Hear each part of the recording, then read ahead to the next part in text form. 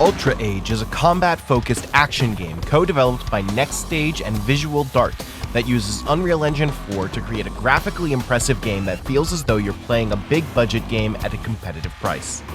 Set in the distant future where a passing meteor has altered Earth's ecosystem, the planet has become almost uninhabitable and deserted. As Age, a warrior who has come out of orbit to Earth, your mission is to save humanity from extinction. Sounds easy, right? Well, Earth is now inhabited by creatures, robots, and mutants who don't take kindly to you. Age himself has 7 days left in his life, and by completing this mission, he will be granted eternal life. Throughout the game, you're accompanied by Helvis, a little android who assists you in several ways across different locales, such as jungles, abandoned factories, and deserts. Your ultimate goal is simple: find the key to saving humankind. Ultra Age opens with that basic plot explained to you through Helvis and Age. You're then thrown into the game with the movement basics and then some rudimentary combat explained with your sword and the starting blade. The entire game is fully voice acted and done well, especially in building the relationship between Age and Helvis, who have a very banter-filled back and forth between one another. In a nutshell, the gameplay of Ultra Age is akin to the Devil May Cry series. It's very much a hack-and-slash, combo-heavy action game that's stylistically impressive in the combat.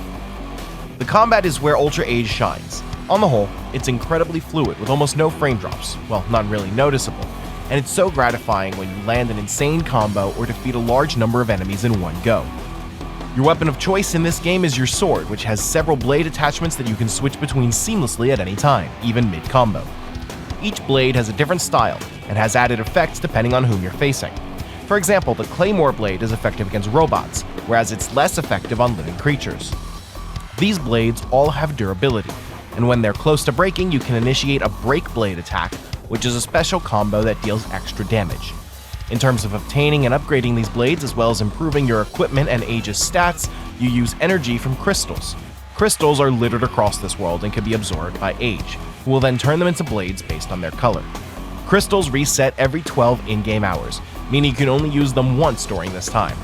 I've found that I never came close to running out of blades during my time, which was something I first thought I would be worried about. Aside from the blade, the only other piece of equipment you have is the wire. This can be used to grab and pull enemies to you or pull you to enemies, extending your combos further, making for some truly beautiful sword action. Ultra Age makes it very inviting to master the combat element due to its gorgeous but chaotic visuals when engaging with an enemy. All aspects of your combat and other utilities, such as the heal function from Helvis, can be upgraded at save points. These are your checkpoints and hubs for spending the energy you've collected. Each blade has a skill tree where you can enhance these further, and your other equipment and Helvis upgrades all have levels that require energy too. The skill trees are simple enough, with each branch being a combo buff or damage increase among other things. These save points are also where you'll end up each time if you fall in combat. In some areas, there are large gaps between each save point, which can be frustrating to traverse back through certain hordes that can sometimes be overwhelming, but that's part of the challenge, which is executed in an exciting way. No enemy ever felt undefeatable, and usually it was of my own fault or poor timing as to why I was defeated. Thankfully, there's usually a save point and a ton of crystals just before you're about to face a boss level. Outside of combat, the worlds are well crafted and feature some stunning views. There's one moment when you're exploring an abandoned laboratory where you're crossing a bridge and the roof has been partly destroyed.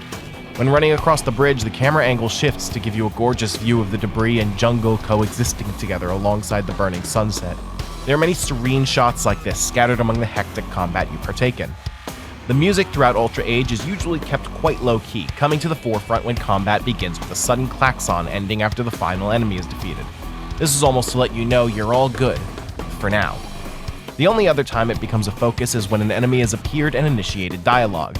During these times, the loud, adrenaline-pumping rock music can be too loud, drowning the enemy's dialogue out. But aside from this, I'm very happy with how music is used here. There's generally no music when exploring these worlds, which adds to the narrative of it being a now uninhabitable place, with footsteps and doors being the only sounds. Given the worlds or levels you encounter are large in scale and the number of enemies is also so massive, the load times in Ultra Age are actually very quick throughout, sometimes almost non-existent. This is very impressive and only adds value to the experience in my opinion. There's nothing worse than finally defeating an enemy in a high-octane fight, only for you to then sit staring at a loading screen waiting for the following cutscene. The The cutscenes also use the gameplay of the game, so they tend to transition seamlessly in and out of each other, which again helps with the flow that's so important to games in this genre.